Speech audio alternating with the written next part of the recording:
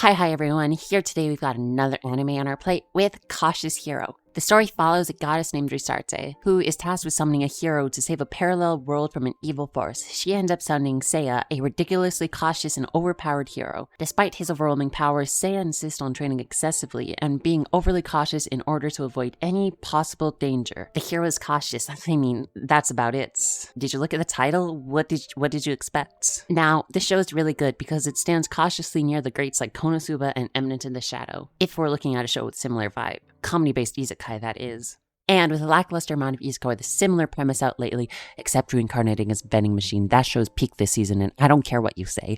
This show is something that will fill the hole in your heart. If you have an isekai-shaped hole, that is. Moving on to characters of the show, we have Aqua from Konosuba Blonde Edition and Plank from Ed, Edd n Eddy Chat Edition. Now, it's not completely fair to base the characters off of just one trope or reference to a literal block of wood. In any good anime, characters need depth, and surprisingly, this show does deliver. First off on the chopping block, we have Ristartse, pronounced Ristartse. I wonder if that's foreshadowing. She is our comedy powerhouse who carries the show on her shoulders. I can't begin to tell you how amazing of a job her voice actress, Aki Toyosaki, does. I mean, she just carries the whole show.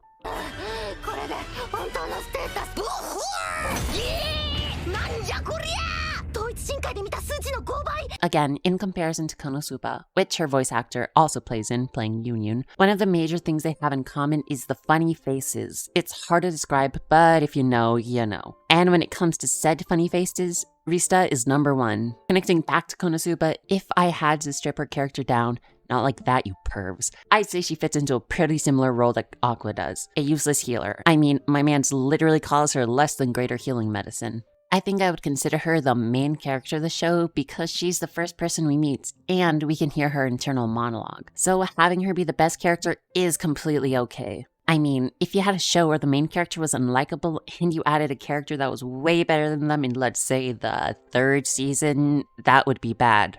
Oh wait. She is so infatuated with our second main character that the term clingy barely scratches the surface.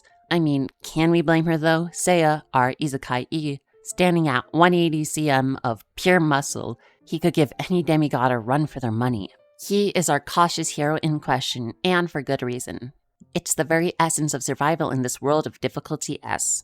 And in an amusing twist, his adversaries are just as excessively cautious, turning every encounter into a battle of preparation. I mean, the first creature my guy summons is an enemy that perfectly counters Seiya. It's like pulling out Blue Eyes White Dragon on turn 1 of Yu-Gi-Oh! Just way too cautious and completely unnecessary. There are reasons why Seiya is as cautious as he is. We learn what's up later in the show, but I won't be spoiling that for you, so go watch it. For some character dynamics, let's once again draw a comparison to Konosuba. In Konosuba, they have a great dynamic where all the characters play off each other in their own unique ways. But in this show, Rista plays off of Seiya, who plays off himself in sort of an echo chamber kind of way. And the other two don't have much in play except for playing off of Rista. Though Seiya does only react with himself, he causes enough chaos that it leads to other characters playing off the chaos he created. It's like a black hole sucking in matter, creating a ring of plasma from a surrounding insertion disk. He generates comedy from his own actions, allowing the others to play off of him. It's a one-way street type beat. Now, Seiya isn't overly cautious all the time. When it comes to being extra prepared for slaying the Demon King or saving one of his friends, he always chooses the latter. It shows that he is only being cautious so he can be prepared to take care of the ones he cares about. To be more prepared and get stronger, Seiya returns to the Divine Realm, the place where all the gods live that looks like the ship from Mario Galaxy. When he trains, we get to meet new characters whom help him learn new skills and abilities. Each of them, for lack of better words, are zany in their own right. This, though, expands the cast of characters that we interact with, and honestly, I love how the show does this.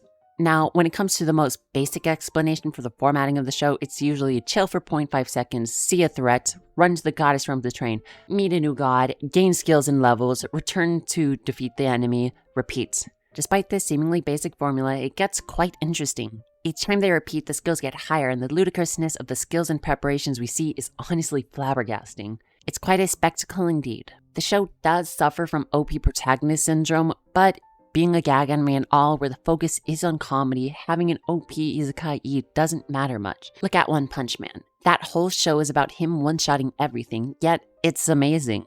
One, due to the animation, of course, but also because it's a comedy, where there doesn't need to be stakes. Now, for the ending of the show, some people like it and some people don't. I'm in the former group. For the ending of the show, they dropped their gag and comedy for some thick drama, even though the entirety of the show up to that point was a comedy. People don't like it because the show was built to be a comedy. It's like if in Need to Show, the principal got bodied by the deer and they spent the next 2 episodes having a funeral for him with 0 jokes. I get it. But man, we spent so long getting to know these characters and I was fine with this serving a drama. And this might just be me, but I cried watching the ending. And I watched the show again so I can write the script for this video. And even though I knew what was going to happen, I still cried again. That stuff was sad, man. I won't get into spoilers for the drama bits, but the ending of the show was actually pretty good. But it did end off on a cliffhanger, if the cliff was as high as a Fisher-Price basketball hoop. There's still more of the story to tell, but you've gotten a pretty dang good conclusion to the story we were on, and you could tell exactly what was going to happen next. So, if you're in the market for a good comedy-based isekai, this one might just suit your taste. And like I said at the beginning, the show only came out like a year ago, so the chances for a season 2 are decently high. I might make a video covering the manga in the future, I don't know for sure. And so for now, bye-bye.